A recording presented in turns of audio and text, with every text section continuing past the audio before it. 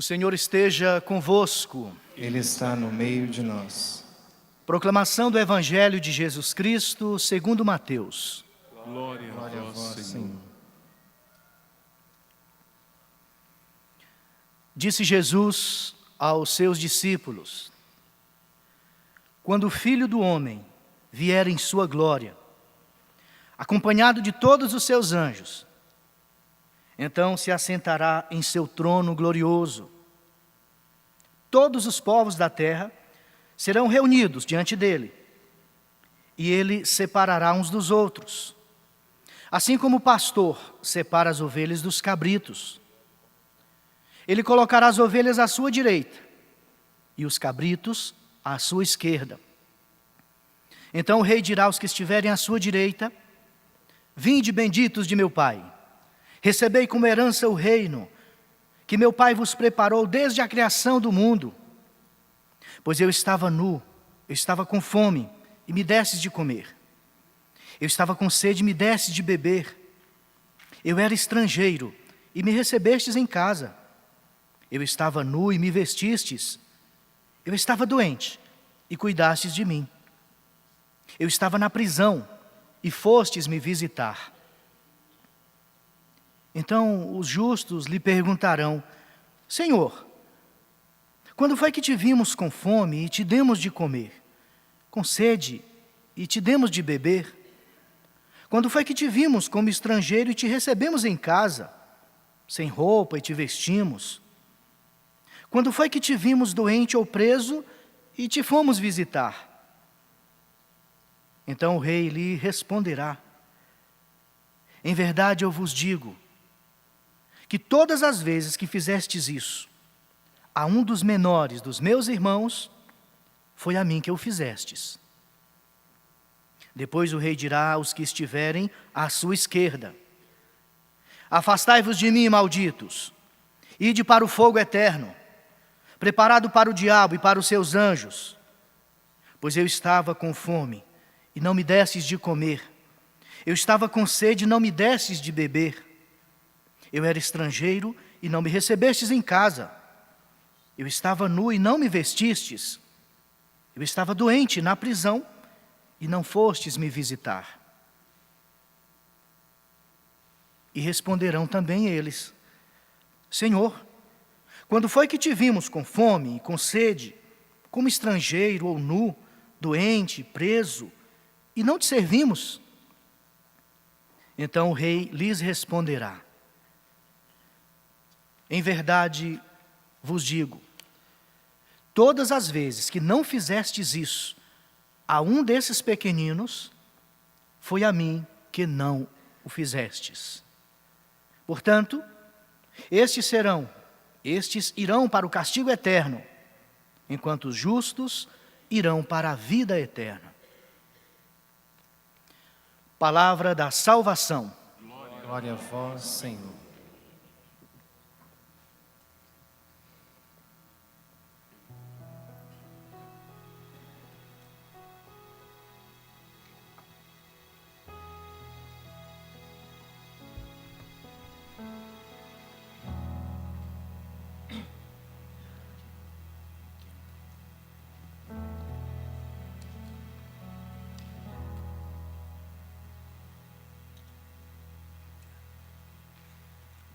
Amados irmãos e irmãs, estamos nesse tempo de Quaresma, vivendo com toda a igreja essa chamada forte de Deus, especialmente para a conversão.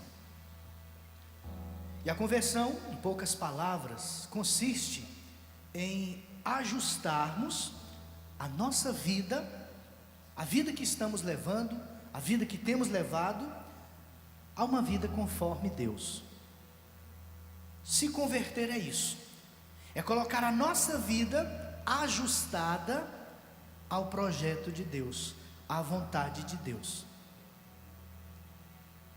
Se você ainda não se encontra nessa situação, quando nós não nos encontramos assim, é preciso a gente procurar agir, nos empenharmos para que isso aconteça.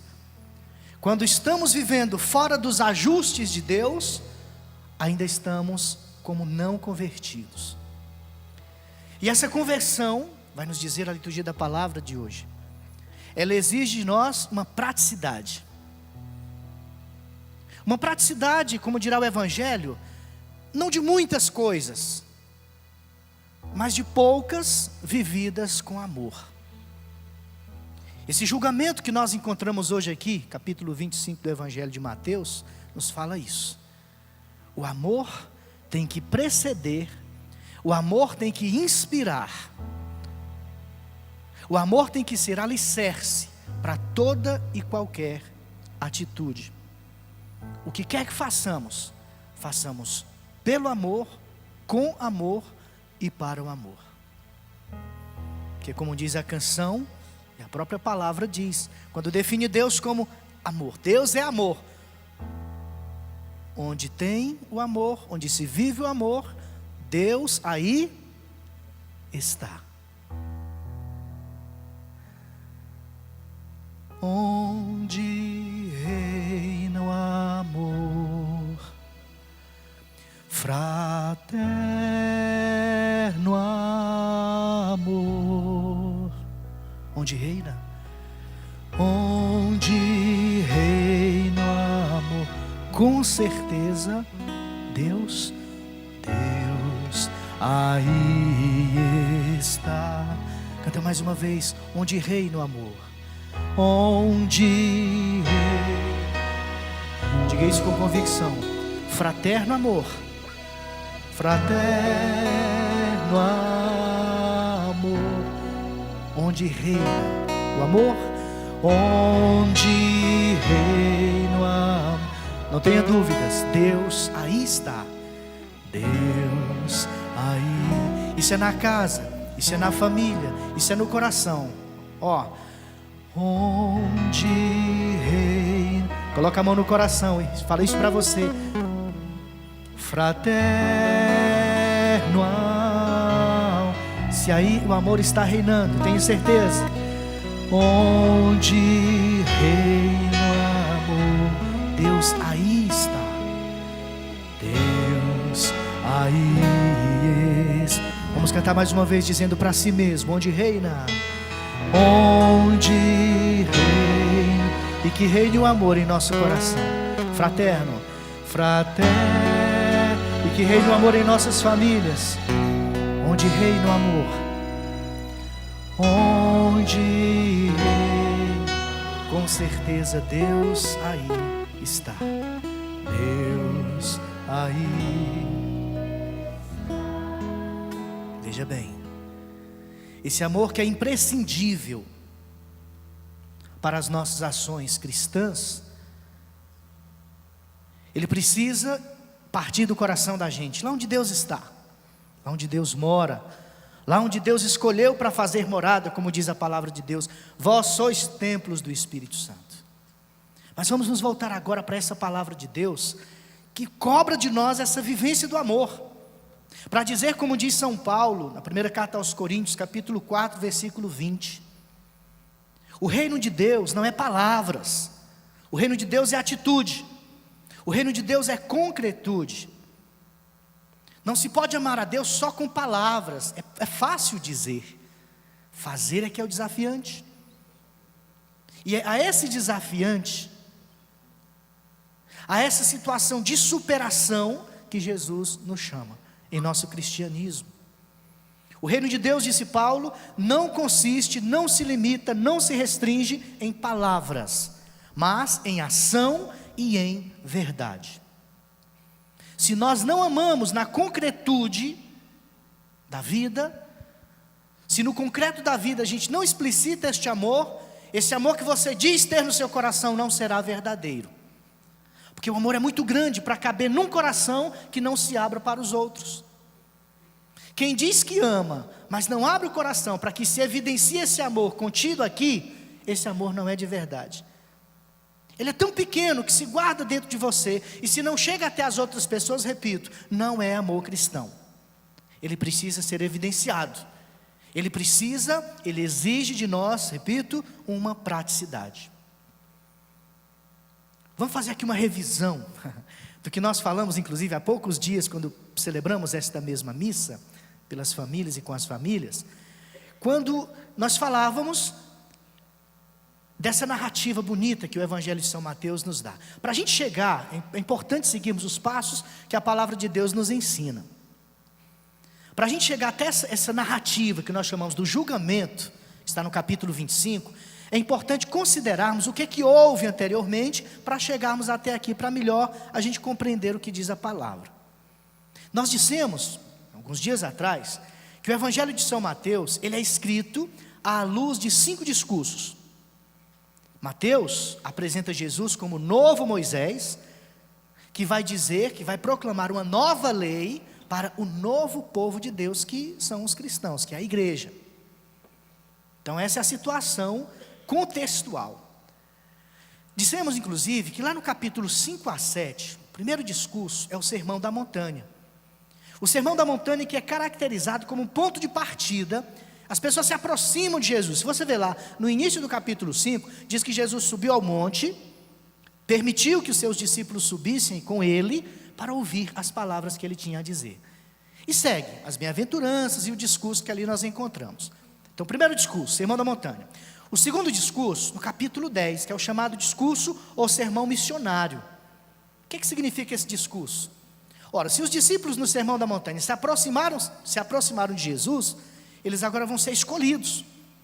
Jesus não quer simplesmente um aglomerado de pessoas perto de si, não. Ele quer pessoas comprometidas. Por isso que daquela multidão que se aproximou dele, ele vai constituir discípulos. Então, sermão missionário, capítulo 10. Seguimos então e chegamos no capítulo 13, que é o chamado discurso ou sermão das parábolas. Nesse caminho, nesse fio condutor que estamos refletindo, o que significa para Mateus esse sermão das parábolas no capítulo 13? A gente poderia chamar de um aprofundamento.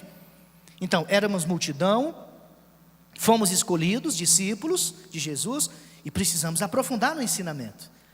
Então as parábolas, inclusive em alguns momentos o Evangelho diz que Jesus chama os discípulos à parte para explicar. Então aquele que foi chamado da multidão, foi constituído discípulo, apóstolo, precisa aprofundar a sua fé. Chegamos então no capítulo 13, como dissemos. Seguimos então para o terceiro discurso proposto por Mateus, capítulo 18. Mais uma vez, tirado de uma multidão, constituído discípulo, aprofundado na sua fé. O capítulo 18, que é o quarto discurso, é o discurso ou sermão eclesial. Essas pessoas que foram chamadas por Jesus para segui-lo, não vai viver todo mundo do seu jeito, não. Chamou Pedro, chamou Tiago, chamou João, chamou esse, chamou aquele. Não é todo mundo agora viver do seu jeito, não. Nós formamos uma comunidade. Então, ainda que o chamado de Jesus seja extremamente pessoal, a vivência do discipulado é comunitária, veja bem. E por isso que esse discurso do capítulo 18 é chamado como eclesial ou eclesiológico, para dizer que os seguidores de Jesus têm uma identidade comunitária. Quem segue a Jesus tem uma identidade familiar. E daí porque a gente tem que entender que nós, igreja, necessariamente, nós vivemos a nossa fé também em família. Não existe essa ideia de dizer, mas eu já rezo em casa, mas eu já faço meus atos de piedade sozinho, não preciso ir para a igreja. Cuidado com esse discurso perigoso, gente. Quem procura viver uma fé isolada da comunidade, não está sendo um cristão católico coerente. Porque a identidade cristã é necessariamente comunitária. Então não existe um catolicismo distante da igreja, distante da liturgia, distante da celebração. Existe um aspecto comunitário, de comunhão, de família. Por isso que estamos e celebramos sempre juntos a liturgia. Então, o quarto discurso. E finalmente, onde chegamos agora no capítulo 24 e 25, o discurso escatológico. Escatológico quer dizer um discurso que vai tratar do julgamento, das coisas últimas, das coisas do final dos tempos. E é justamente essa linguagem que nós encontramos aqui no capítulo 25 do Evangelho de São Mateus. E de onde o evangelista Mateus tira essa linguagem do julgamento? Se nós olhamos, por exemplo, no livro do profeta Ezequiel,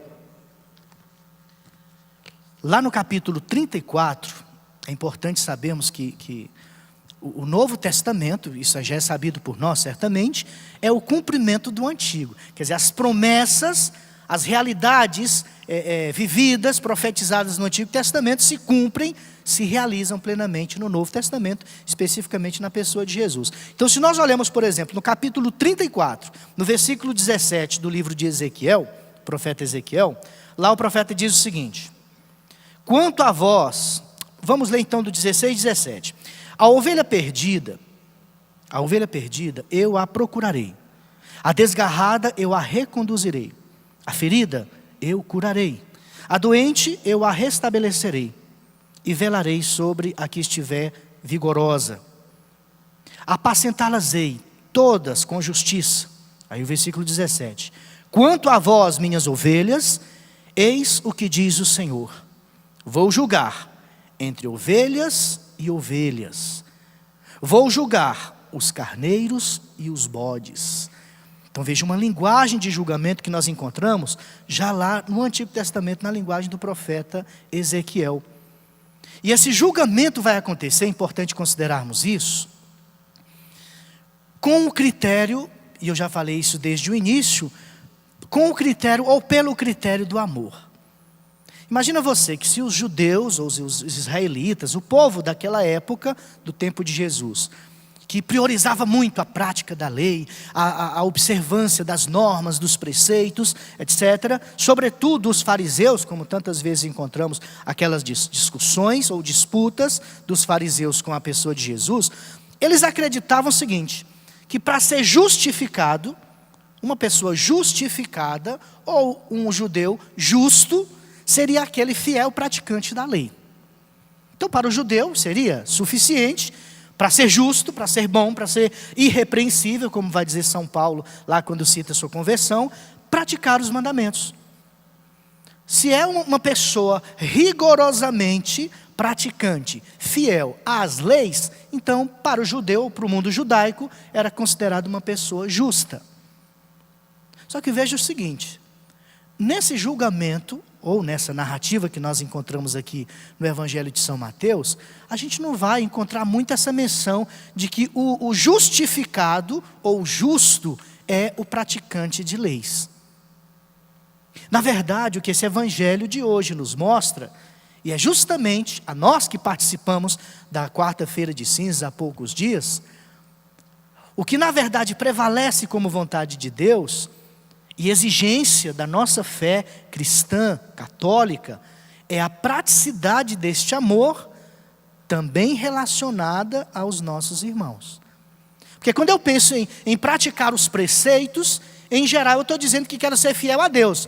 Se os preceitos, se as normas, se as leis são mandamentos que Deus disse a Moisés para nós praticarmos, então praticando os mandamentos eu estou sendo fiel a Deus. Mas para nós, e já adianto o que a palavra de Deus vai dizer daqui a pouco, para nós a fé, ela não dispensa o compromisso com os outros. A nossa fé, ela não só diz respeito a um relacionamento íntimo com Deus exclusivamente, não. É uma obrigação de testemunho para com os outros. Tanto é que diz lá a palavra de Deus, você conhece essa passagem. 1 João capítulo 4, versículo 20.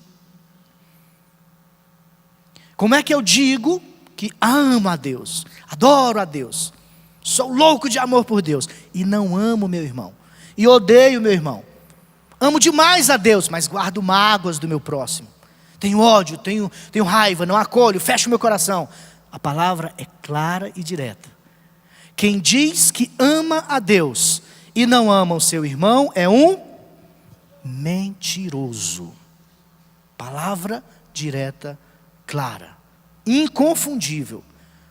Não se pode amar a Deus, e aqui relacionando com essa compreensão que os judeus tinham, não adianta você cumprir todas as leis, como procuravam os judeus cumprirem, 613 mandamentos, se você guarda rancor contra os seus irmãos.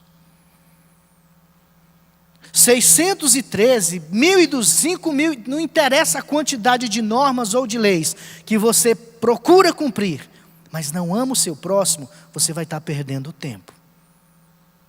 O próprio sinal do cristianismo, a cruz, né, que é o sinal da nossa fé, ela tem a sua dimensão vertical e a sua dimensão horizontal. Nós amamos sim a Deus, que é fonte do nosso amor, que é fonte da nossa fé, mas um amor que nos leva a uma praticidade, a um compromisso, a uma ação concreta para com os nossos irmãos. Não existe essa fé que nos faz olhar de tal forma para o céu, que nos faça desperceber a realidade da terra. Não existe você ter o coração em Deus, mas sem pisar no chão da realidade. Fé assim é qualquer sentimento religioso que você tem, menos fé cristã. E é por isso que a palavra vai dizer claramente quais os critérios práticos que nos justificam diante de Deus. Jesus disse isso. Vai acontecer assim quando o Filho do Homem voltar em sua glória. Ele vai reunir os seus diante de si, e diz a palavra. Não só aquele grupinho escolhido, privilegiado, os discípulos chamados por Jesus, mas a palavra diz que todas as nações. Interessante. Se há uma menção de que todas as nações, ou todos os povos, estarão diante do justo juiz, estarão diante do Filho de Deus, como é que esse julgamento podia ter como critério só a lei, se somente os judeus procuravam praticá-la? Como é que Jesus poderia colocar como critério a fidelidade da lei, se diante dele tinham pessoas não judias? Como é que eu posso cobrar de você a prática de alguma coisa que você não conhece? Que não faz parte do seu dia a dia, da sua cultura, da sua religião? Não posso.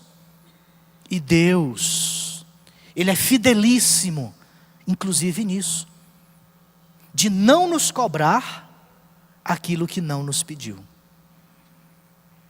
Jamais Deus vai nos cobrar uma coisa que Ele não nos pediu, ou não nos possibilitou. Deus é maravilhoso inclusive nisso, de nos cobrar somente aquilo que nos foi possível de ser praticado e ensinado por Ele. Jamais o Senhor nos cobraria algo impossível de se praticar. Só pede, só cobra, só exige aquilo que de fato foi possível de que a gente praticasse. Por isso que o critério, insisto em dizer, o critério do julgamento, o critério da justificação de quem estiver diante do Rei da Glória, vai ser a prática do verdadeiro amor. Só para a gente entender bem um pouco mais dessa expressão, lá no livro do profeta Isaías, Isaías também já nos diz o seguinte, quando fala lá, não sei o que, a tradução da sua Bíblia, não sei o que diz, mas lá como título, fala o verdadeiro jejum, a verdadeira ascese, o verdadeiro ato de piedade. Diz o profeta no capítulo 58, a partir do versículo 6, diz a palavra de Deus: sabeis qual é o jejum que eu aprecio, diz o Senhor, é romper as cadeias injustas, é desatar as cordas do jugo, é mandar embora livres os oprimidos, promover a libertação, é quebrar toda espécie de amarra, é repartir seu alimento com o esfaimado, o faminto, é dar abrigo aos infelizes sem asilo, é vestir os maltrapilhos, em lugar de desviar-se de seu semelhante. Então, fazendo isso, diz o profeta, a tua luz brilhará como a aurora. As tuas feridas não tardarão em cicatrizar-se. A tua justiça caminhará à tua frente, e a glória do Senhor seguirá a tua retaguarda.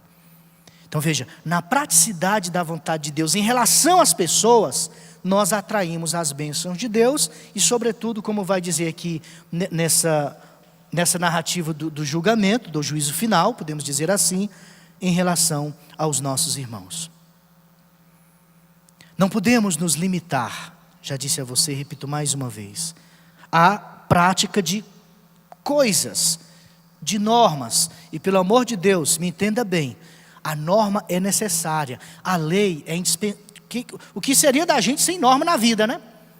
O que seria da sua família sem orientações, o que seria dos seus filhos sem disciplinas, né? Precisamos. E na religião também não é diferente. E quando eu digo, e fiz menção isso várias vezes, a respeito dessa prioridade que os judeus davam à prática da lei, é lindo, é bonito, é da cultura judaica, faz parte do mundo de piedade dos judeus. Mas eu quero dizer para você que em Jesus, o critério agora passa a ser outro. O critério agora é a praticidade dessa fé que nós temos em relação aos nossos irmãos. E você ouviu na proclamação do Evangelho que são coisas simples. Aqui vale a gente mais uma vez fazer menção, são coisas simples.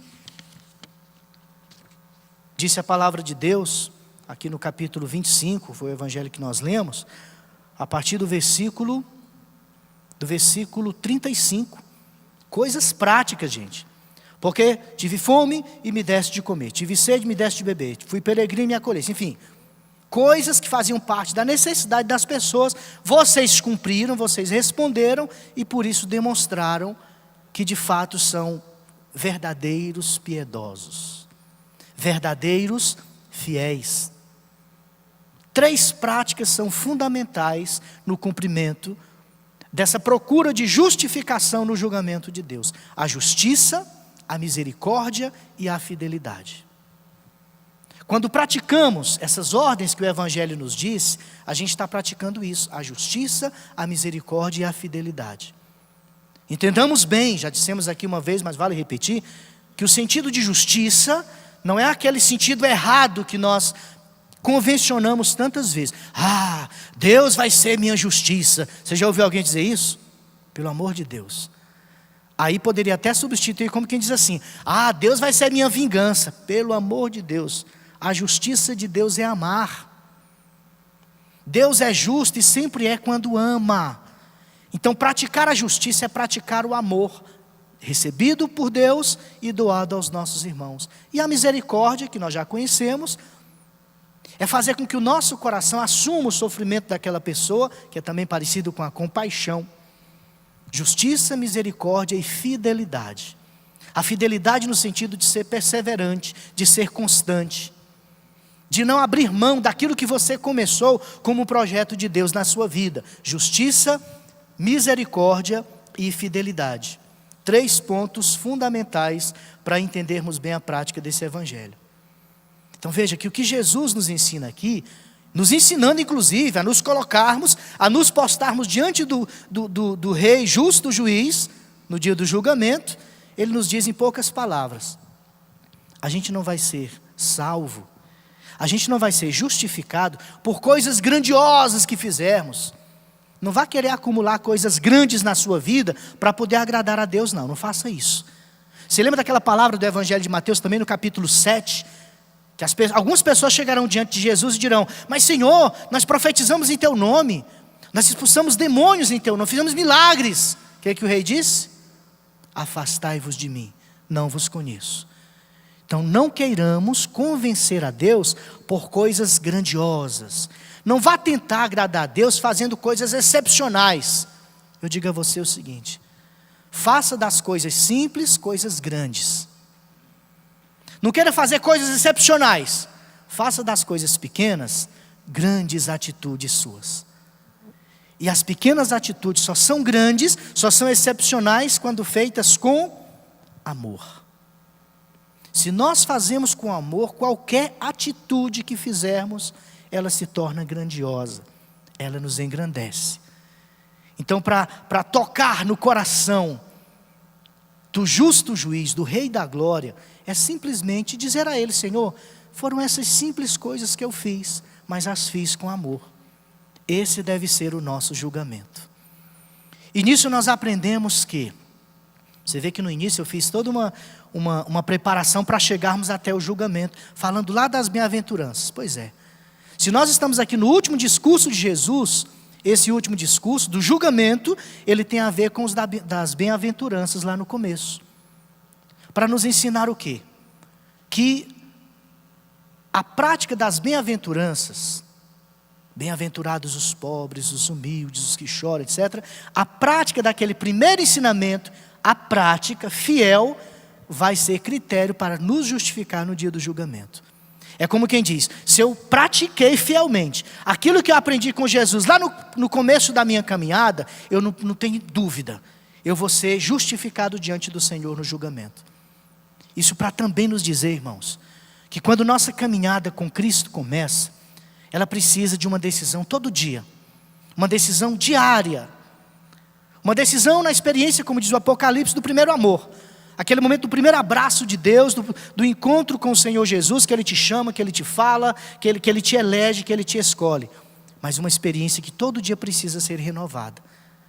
Essas bem-aventuranças, esse primeiro ensino de Jesus, lá no capítulo 5, de 1 a 10, que você aprendeu, que você ouviu do Senhor, é preciso ser praticado todo dia, para que essa prática possa te justificar também, lá no dia que você estiver diante do justo juiz.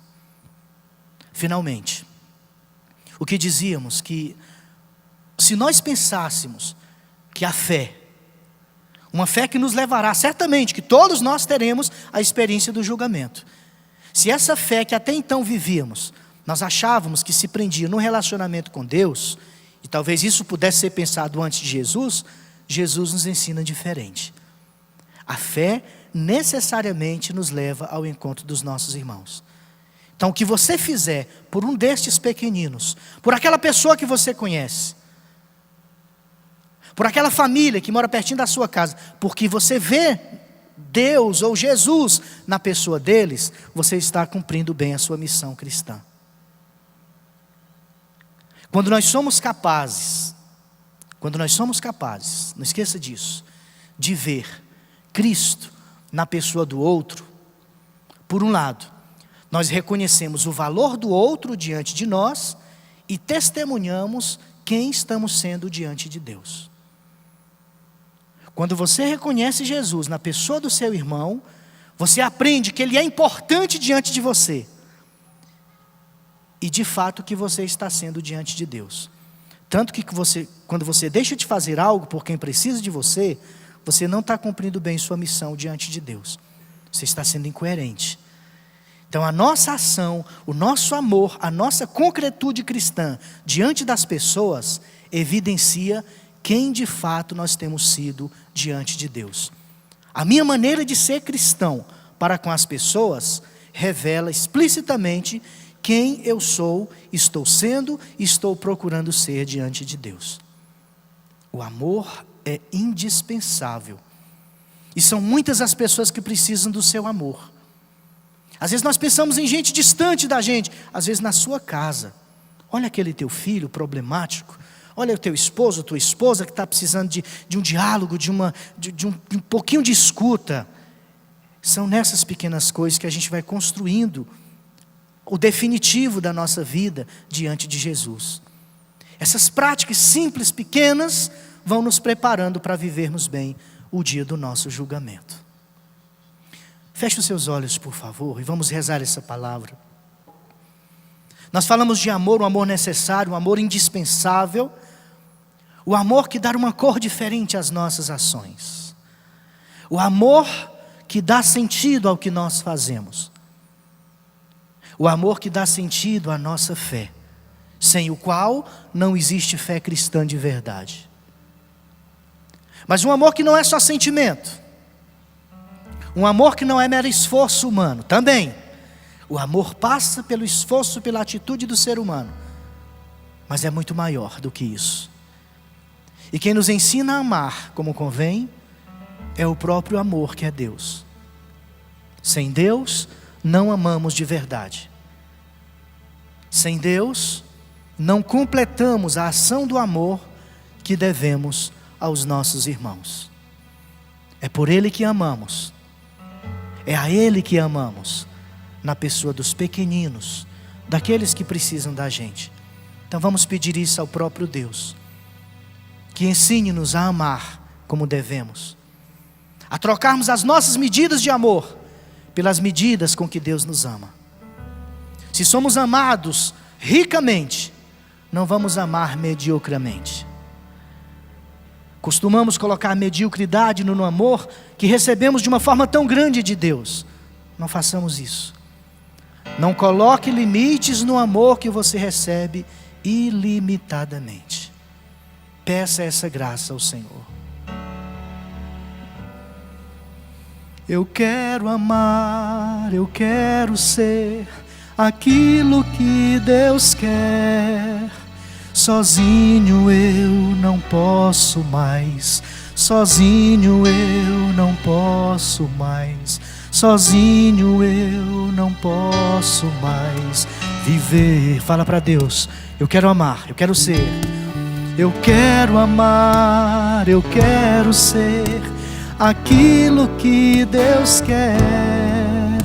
Sozinho eu não posso mais. Sozinho eu não posso mais.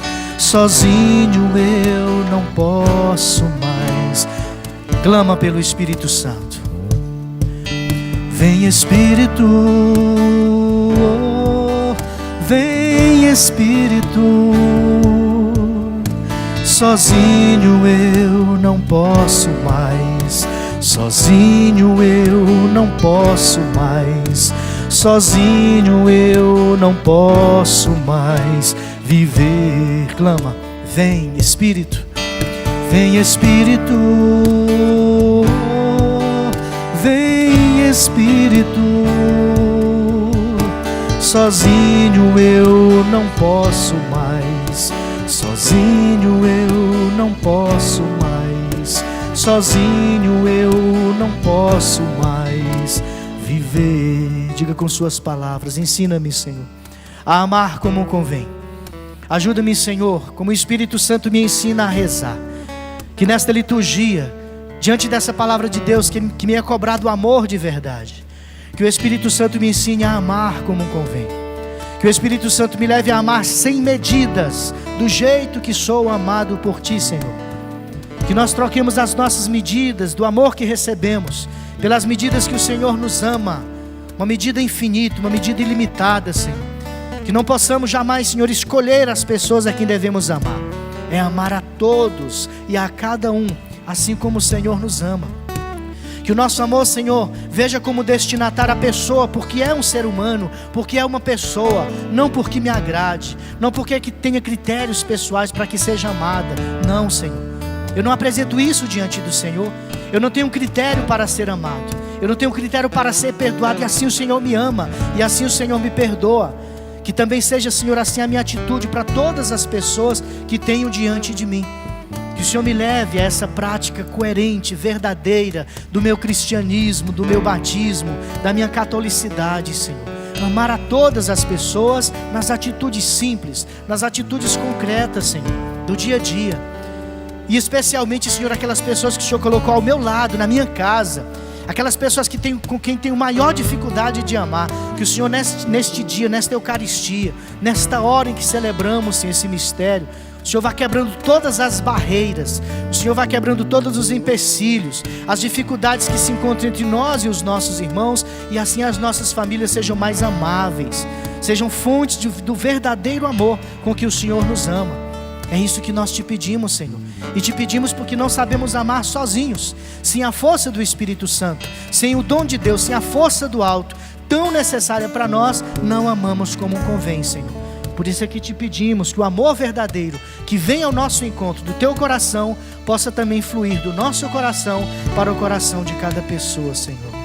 Nós não podemos, Senhor, sozinhos amar. Por isso clamamos, suplicamos que o Senhor nos ajude, que o Senhor nos ensine. Eu quero amar, eu quero ser aquilo que Deus quer. Sozinho eu não posso mais. Sozinho eu não posso mais. Sozinho eu... Faça propósito com o Senhor.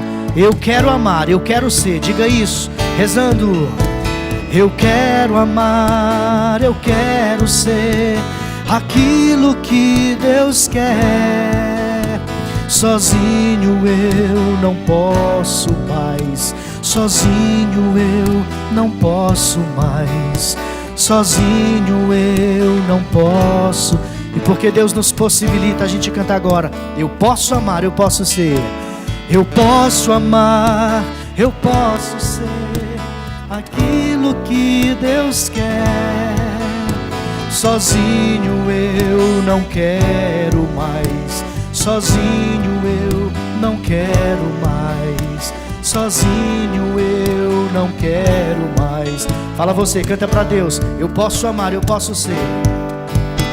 Eu posso ser aquilo que Deus quer. Amar como Ele quer, perdoar como Ele quer. Sozinho eu não quero mais. Sozinho eu não quero mais. Sozinho eu não quero mais viver. Repete comigo agora. Nada sou, nada posso e nada tenho pelos meus próprios méritos, mas tudo sou, tudo posso, tudo tenho pela misericórdia de Deus. Nada sou, nada posso, nada tenho pelos meus próprios méritos, mas tudo sou, tudo posso, tudo tenho pela misericórdia de Deus. Louvado seja nosso Senhor Jesus Cristo.